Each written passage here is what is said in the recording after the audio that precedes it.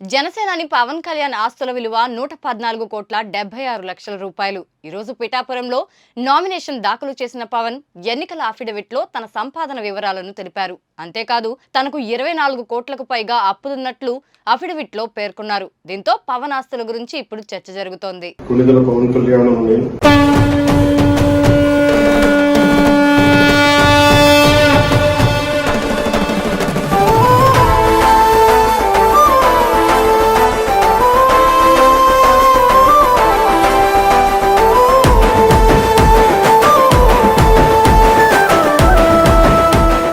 జనసేన అధినేత పవన్ కళ్యాణ్ ఈ రోజు పిఠాపురం అసెంబ్లీ అభ్యర్థిగా నామినేషన్ దాఖలు చేశారు. భారీ సంఖ్యలో అభిమానులు, పార్టీ నేతలు, కార్యకర్తలు వెంటరాగా ఆయన తన నామినేషన్ ను సమర్పించారు. ఈ సందర్భంగా ఎన్నికల అఫిడవిట్ లో గడిచిన 5 ఏళ్ల కాలంలో తను సంపాదించిన ఆస్తులు, అప్పుల వివరాలను ఆయన పొందుపరిచారు. గత 5 ఏళ్లలో పవన్ కళ్యాణ్ సంపాదన 114 కోట్ల 76 లక్షల 78,300 రూపాయలుగా పేర్కొన్నారు. ఇందుకు సంబంధించి ఆదాయ పన్నుగా 47 కోట్ల 7 లక్షల 32,875 రూపాయలను, జీఎస్టీకి గాను 26 కోట్ల 84 లక్షల 70,000 రూపాయలకు గాను చెల్లించినట్లు అఫిడవిట్ లో తెలిపారు.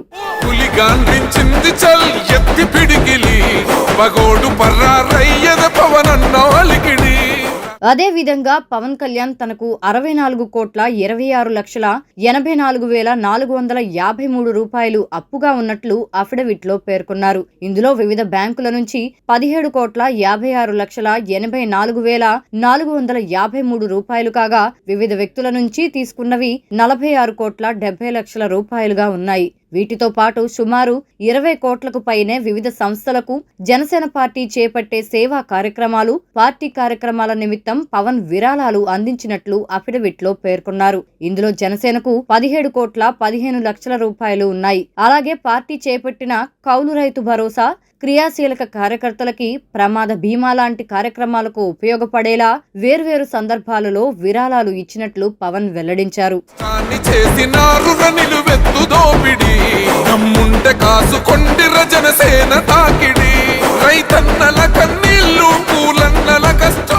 ఇక వివిధ సంస్థలకు పవన్ కళ్యాణ్ 3 కోట్ల 32 లక్షల 11,717 రూపాయలను విరాళాలుగా ఇచ్చినట్లు తెలిపారు. ఆ వివరాలను చూస్తే కేంద్రీయ సైనిక బోర్డుకి 1 కోటి రూపాయలు, PM citizen assistance and relief fund కి 1 కోటి రూపాయలు, ఆంధ్రప్రదేశ్ ముఖ్యమంత్రి సహాయ నిధికి 50 లక్షలు, తెలంగాణ ముఖ్యమంత్రి సహాయ నిధికి మరో 50 లక్షలు ఇచ్చినట్లు తెలిపారు. అలాగే ప్రముఖ పుణ్యక్షేత్రమైన అయోధ్యకు చెందిన శ్రీరామ జన్మభూమి తీర్థక్షేత్ర ట్రస్టుకు 30 లక్షల 11,717 రూపాయలు, Pawan Kalyan learning centre for humans excellence కి మరో 2 లక్షలు ఇచ్చినట్లు పవన్ తన ఎన్నికల అఫిడవిట్ లో తెలిపారు. దీంతో తమ అభిమాన నేత ఆస్తుల వివరాలపై జనసేన అభిమానులు, నేతల్లో చర్చ జరుగుతుండగా, ఇంకొక వైపు ప్రత్యర్థి పార్టీలు సైతం ఈ వివరాలను ఆసక్తిగా గమనిస్తున్నారు. చూడగా ఎరుపెక్కినైరా పులికల్లు ఈ రాకసి కొడుకులను